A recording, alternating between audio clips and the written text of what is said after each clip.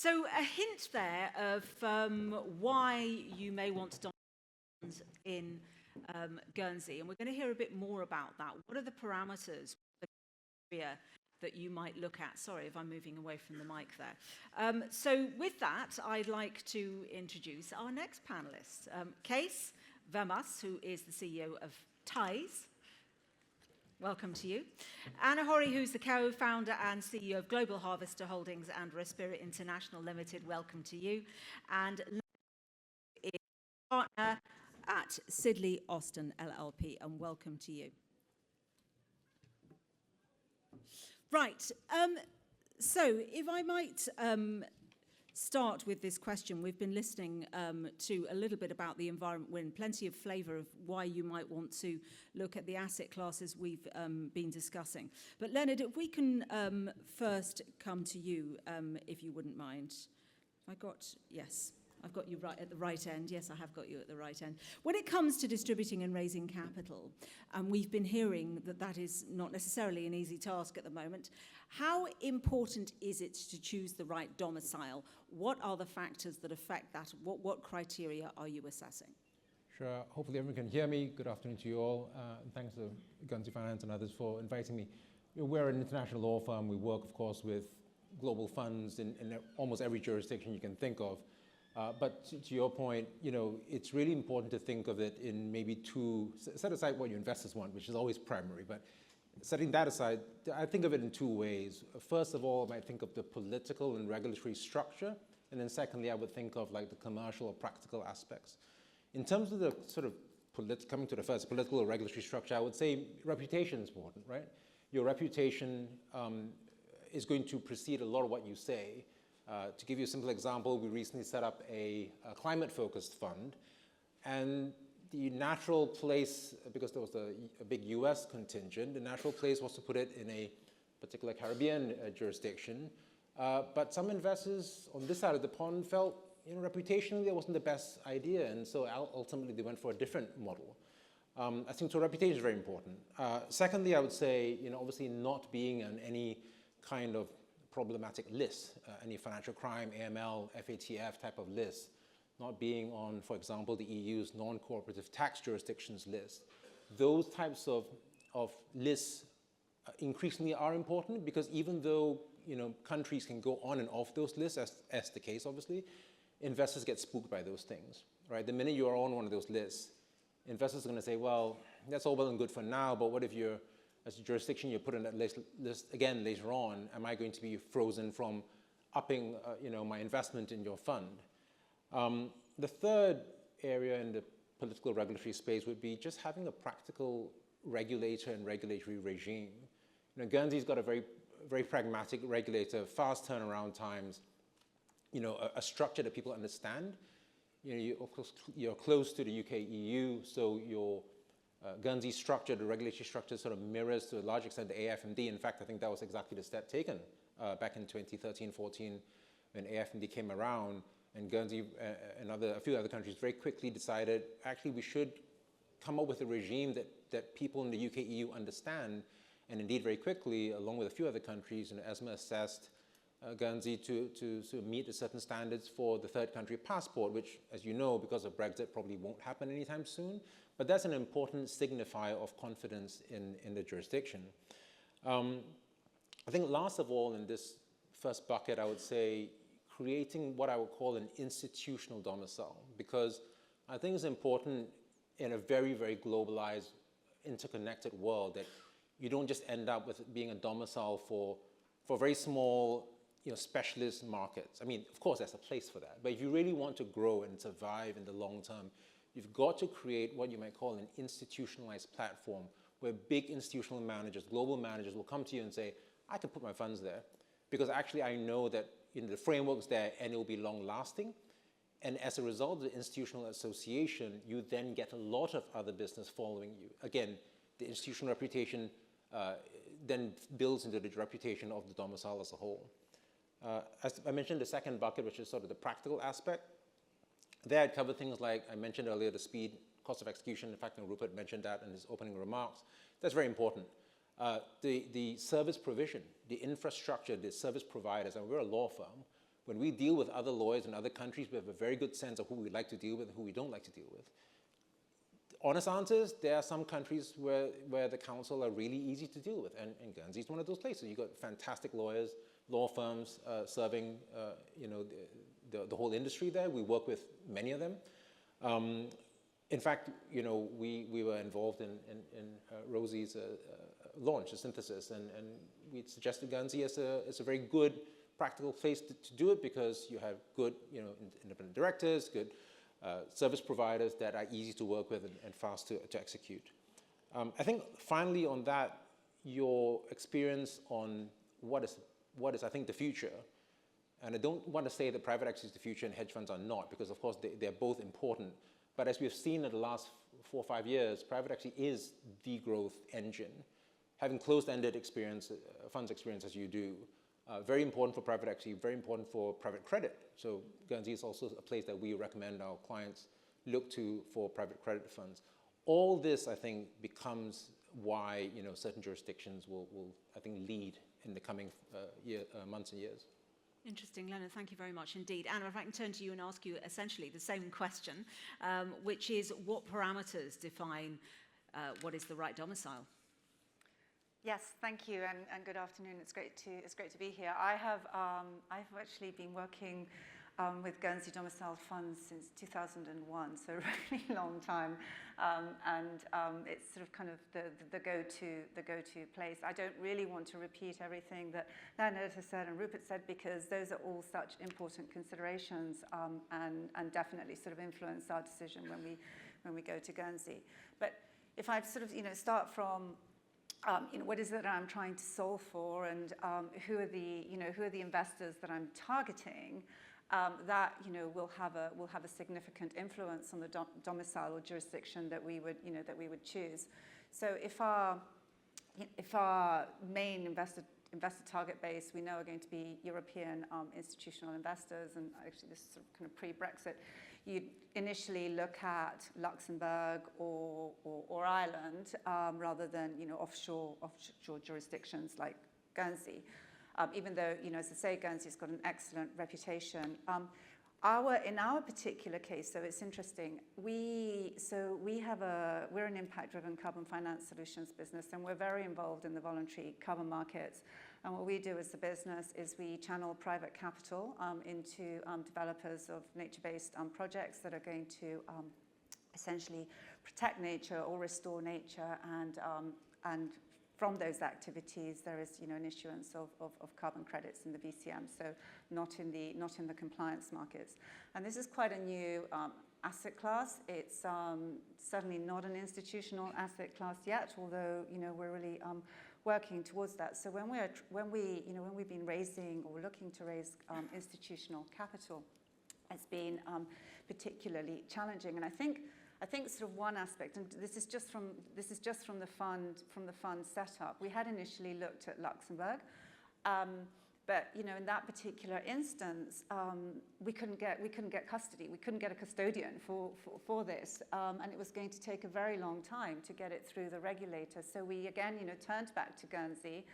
And it's just that facility of doing business, that very, very enabling environment. So we ended up, locating in Guernsey. You can set up the structures there, which actually you can then get, US institutional investors comfortable with too. So it's actually still a very workable and very positive solution. Interesting. Thank you very much indeed. Also, there was a question I was going to ask you, and it's escaped me now. To what extent, yes, this is something that came into my mind. When we talk about domiciling funds, it's not necessary to have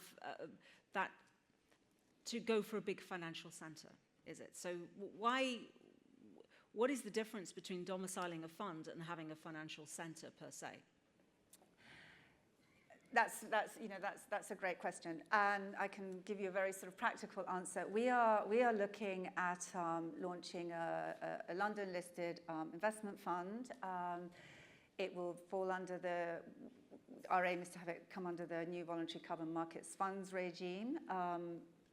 But when we were looking at, initially we thought we would do it as a UK domiciled investment trust. But what we wanted to do with this fund was actually have in specie distribution of carbon credits rather than sort of kind of financial dividend yields. And if we were doing it as a UK company, we wouldn't be able to do the sort of level of in specie distributions because of the, because we would be breaching the amount that you can dividend out of reserves. Whereas in Guernsey, we can do it because we can do capital distributions. So therefore, in this particular instance, we will be domiciling the company in Guernsey, even though we will be looking to list it on the London Stock Exchange again because of the sort of kind of enabling environment that you just have in Guernsey, where you can really solve for difficult problems, which you might not which we couldn't have done under UK corporate law. Interesting, very interesting. Thank you. Kees, if I can come to you, perhaps if you would start a little bit by explaining what it is you explained to me over lunch, and that is what it is that you do, what TISE does. TISE is the International Stock Exchange, which has been there since 1998, so we celebrate our 25th anniversary this year. So there is a stock exchange. It is functioning as the Channel Island Stock Exchange in general. So it is it's regulated and based in Guernsey, but we do very, very international business. Call it as an international hub. And our biggest business line is actually corporate debt. And we are actually a top 5 player in the listed corporate debt in Europe. So we compete with entities like Luxembourg Exchange, Dublin, a bit London Stock Exchange and Vienna. And just repeating on what Michael Moore said in the beginning, contributing to the economy in general, also in the UK, 75% approximately of our finance debt is actually allocated to companies in the UK. And in total, we financed about 650 billion of debt out of our small platform in Guernsey. So we are very proud to do that. That's our major business.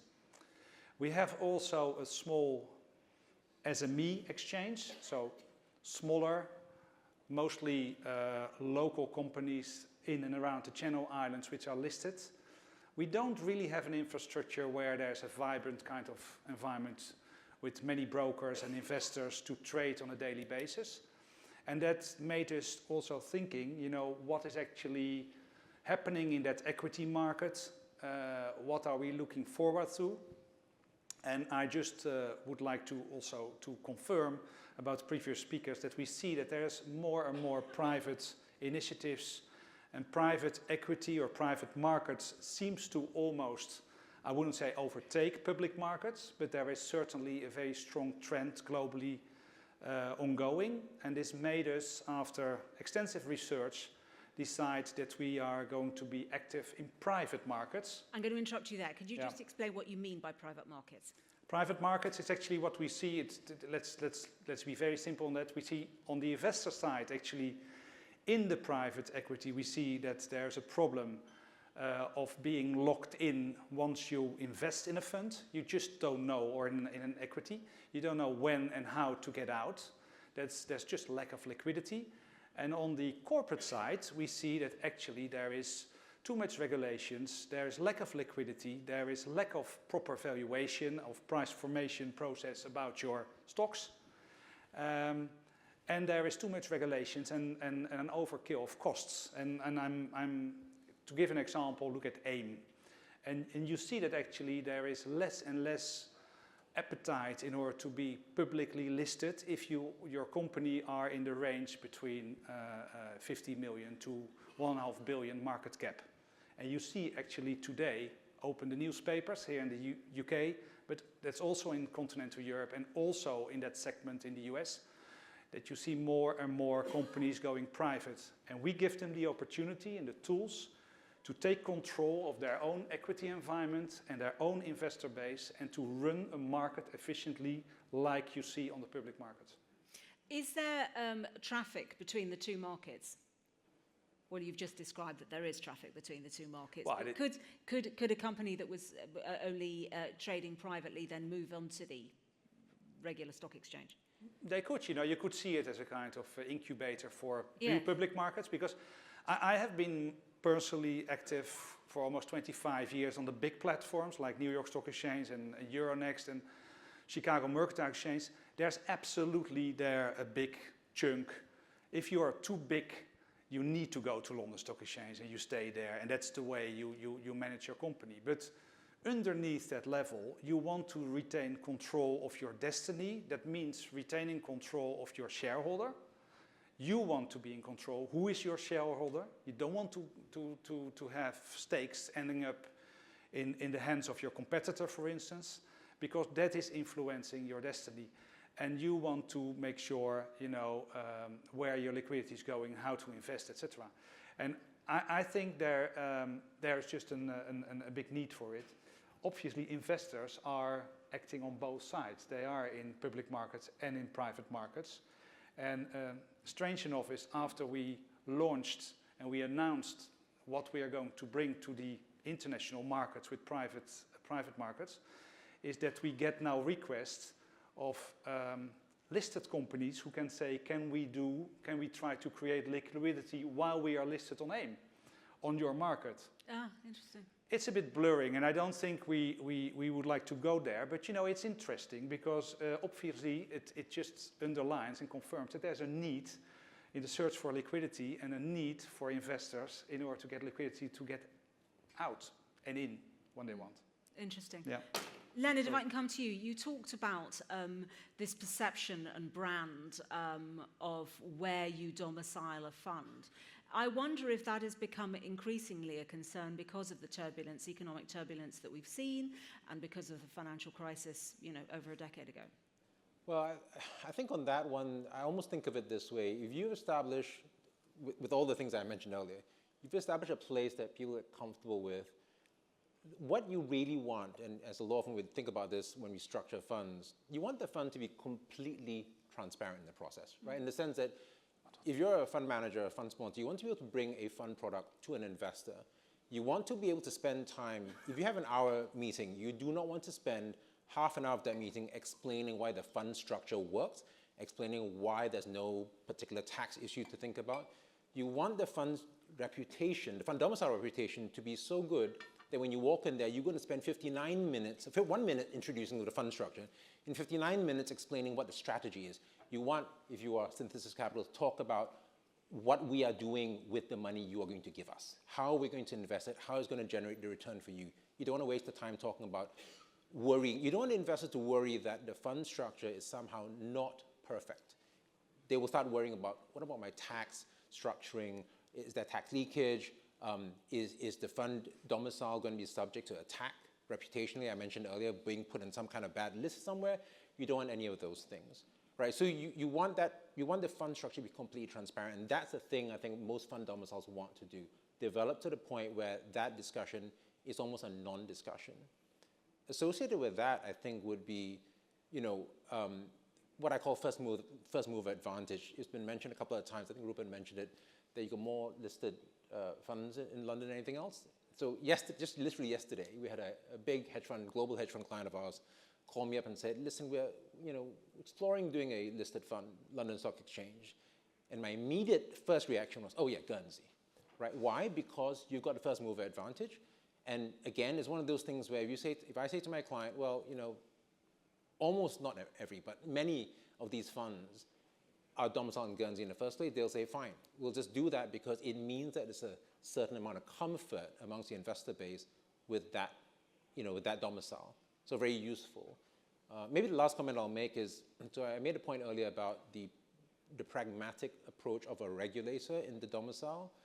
That's really important, and Guernsey, I think, benefits from not being in the EU for that purpose. So what we've found, dealing with EU-based domiciles, is that because the fund domiciles in the EU are sort of associated with global fund domiciles, there is sometimes a perception that fund domicile, the countries with fund domiciles, I'm not going to name them, are going to be light touch, and the EU looks suspiciously at them. Now, the result of that, bizarrely, is that the regulators in those countries overcompensate.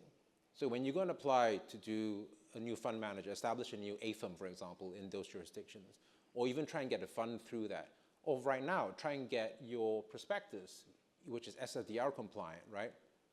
They really rake you over the coals on that. It takes a very, very long time. They ask every question imaginable because the regulator doesn't want to be criticized by the EU institutions as being light touch. Guernsey doesn't have that problem. So you only look at the actual real risk. You don't have to worry about your relationships with other regulators in your sort of zone, because you don't have one. And I think that means you can really look at the risks of the manager of the fund where it's appropriate, all the types of risks you need to think about. And that, again, is what matters. And that gives you that smooth process. Leonard, thank you very much indeed. I just want to briefly finish with Anna. If there's anything else you want to add to that on the question of reputation, or anything else that has been said, Anna? I don't want to repeat what Leonard has said, but reputation is really important, and I think it's absolutely key that when you're going and you're trying to raise capital for a fund or a vehicle or whatever it might be, you do not want to spend most of your meeting discussing structure and domicile. You really don't, because then you've just completely lost the investor, and you've also given him a reason to say no. And for somebody who's trying to raise money all the time, you don't want to give reasons for saying no. I think it was on the previous panel. I think Eric said that they're also setting up in Abu Dhabi and in Dubai in ADGM, and we also have operations in Abu Dhabi, and I think this sort of just illustrates the point that we're trying to make. We wanted to domicile the fund in the ADGM. It has got a really they've incorporated UK law. They've got a very strong sort of regulatory regime. They actually, so for voluntary carbon credits, our asset class, they've designated them commodities, so they're actually a regulated asset class, which is a problem which they're not elsewhere. So there are lots of advantages for us to domicile there.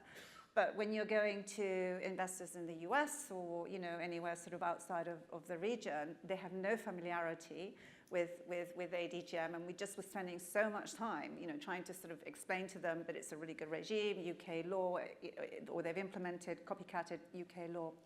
It was just too difficult to hurdle. So, why spend your time? Why spend your time doing that? So, it's familiarity is really important. And in terms of Guernsey with listed funds, so your hedge fund, for example, Guernsey does have a first mover advantage. And I think that in my previous business, Dexion Capital, I think we were the first ones to use Guernsey as the domicile for listed funds of hedge funds, Dexion Absolute.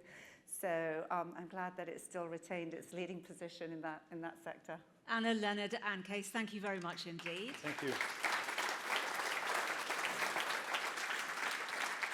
And we will be hearing from the regulator after the break, where you have an hour to circulate, and I'll see you here again at 4:30. I look forward to it.